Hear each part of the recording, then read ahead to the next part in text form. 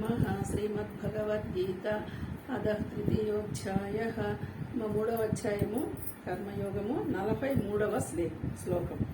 ఏవం బుద్ధే పరం బుద్ధ్వా సమస్తాభ్యాత్మనాత్మనా జహి శత్రుం మహాబాహో కామరూపం దురాసదం.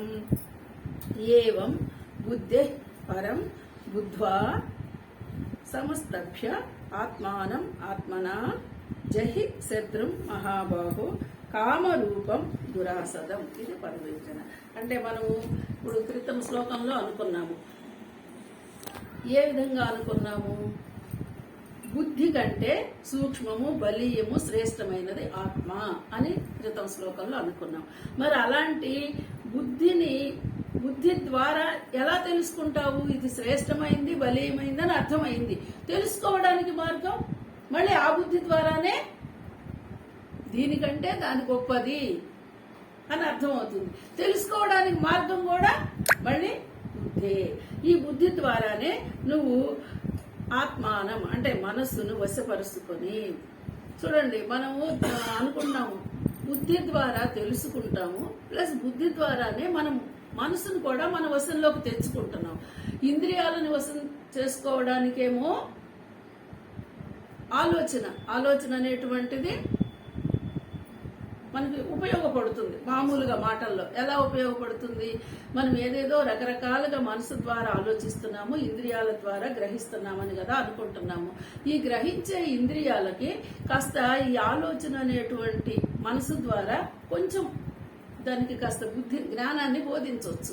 ఆ వద్దు, నువ్వు వెళ్ళొద్దు, నువ్వు వినొద్దు, నువ్వు చూడొద్దు, నువ్వు అనొద్దు అని చెప్పి మనము ఆ వెళుతున్న ఇంద్రియాలని వెనక్కి తెచ్చుకోవచ్చు. వెనక్కి తీసుకురావడమే మనం దాన్ని కాస్త ఏమంటారు కళ్ళెం వేయడం వెనక్కి తీసుకురావచ్చు. మరి అలా తీసుకొచ్చిన మనసుని దాన్ని వశపరుచుకోవాలి అంటే బుద్ధి స్థిరముగా ఉండాలి. బుద్ధి స్థిరముగా ఎందుకు ఉండాలి? ఇక్కడ ఏమో వెళ్ళిపోతుంటాయి, అవి వెళ్ళిపోతాయి. ఈ మనసు ఏమో కళ్ళం వేసి లాగుతుంది. బుద్ధి అక్కడ దాన్ని స్థిరంగా పట్టుకోవాలి. కళ్ళాన్ని వేసి తీసుకుంటే సరిపోలా. ఇప్పుడు మనకి అర్జునుడు రథాన్ని కృష్ణుడు నడుపుతున్నాడు అంటే గుర్రాలని పట్టుకున్నాడు. ఊరికే తోలుతున్నాడా? పట్టుకొని వదిలిపెట్టాడా? ఎంత స్థిరంగా పట్టుకున్నాడు. మరి ఆ స్థిరంగా పట్టుకోవడమే బుద్ధి. ఆలోచనేమో మనసే. వద్దు, నువ్వు వెళ్ళొద్దు అనేసి ఐదు అక్కడ చెప్పేది 5 గుర్రాలు, 5 గుర్రాలు, ఈ 5 ఇంద్రియాలు, ఈ 5టిని పట్టుకో అని చెప్తున్నాడు. కళ్ళ వేసి పట్టుకుంటున్నాం. పట్టుకున్న దాన్ని స్థిరత్వం రావాలి.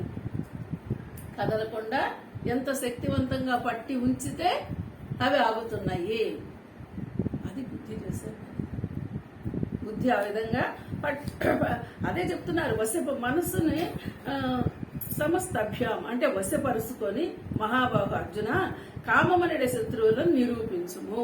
ఇప్పుడు నువ్వు ఎంత స్థిరంగా దాన్ని పట్టుకోగలిగితే నీలో కోరికలు అంతా బలి అంటే ఏమంటారు నిర్మూలించడం అంటే అవి విడిపోతాయి. ఇంకా నీకట్ట నువ్వు ఎక్కడ గట్టిగా పట్టుకున్నావు అనుకోండి, ఇంకా అవకాశము లేదు, వాటికి అక్కడ స్థానం ఉండదు ఆ కోరికలకి అని చెప్తున్నారు. అంటే ఇది కొంచెము కష్టతరమే. కాకపోతే మనం ఇలా అర్థం చేసుకోవాలన్నమాట. ఈ బుద్ధి ద్వారా తెలుసుకున్నటువంటి ఏవైతే ఉన్నాయో వాటిని నువ్వు గట్టిగా పట్టుకుంటే ఇంద్రియాలు మనసు నీ వశంలోకి వస్తుంది. ఇంద్రియాలు మనసు నీ వశంలోకి వచ్చినప్పుడు ఈ కోరికలు ఆటోమేటిక్గా నీ నుంచి దూరం అవుతాయి.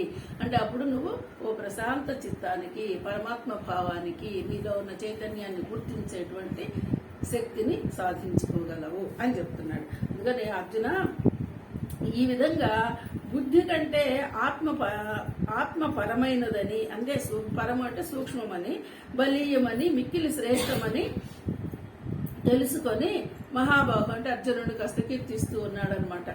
గొప్ప బలవంతుడా అని, అలాగే లేదంటే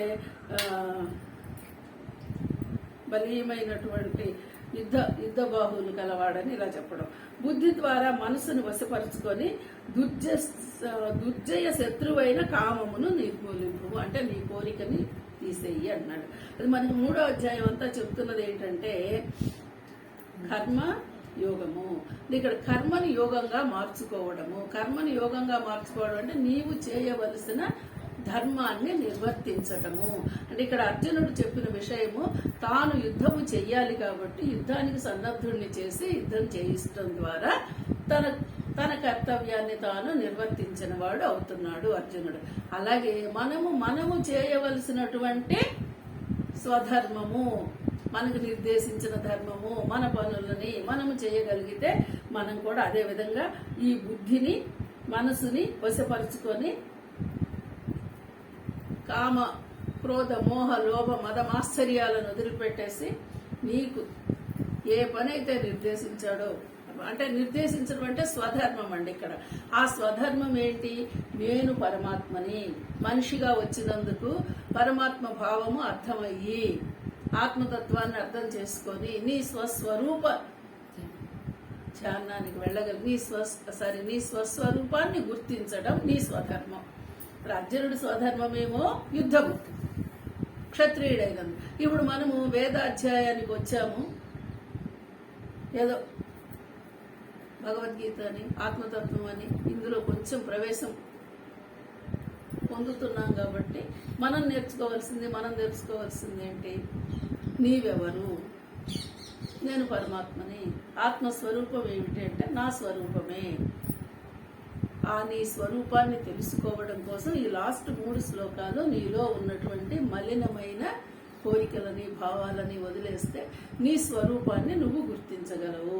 3 కర్మయోగము అంటే నీ స్వస్వరూపాన్ని నువ్వు గుర్తించడమే నువ్వు చేసే పనులన్నీ యోగంగా మారడానికి దారి తీస్తుంది. అర్జునుడికి ఎలాగైతే యుద్ధము యోగం అయ్యిందో అదేవిధంగా మనం చేసే పనులన్నీ యోగమే. అంటే యోగం అంటే కూడిక, కలయిక. మళ్ళీ పరమాత్మతో కలిసే మన పనులన్నీ చేస్తున్నాము. ఇంక ఇప్పుడు నేను వేరు, ఆత్మ వేరు కాదు, దేహం వేరు, ఆత్మ వేరు కాదు. దేహాత్మ భావం, పరమాత్మ భావంతో మన పని మనం చేయాలి. ఇది తెలుసుకోవడమే కర్మయోగము. హరి ఓం.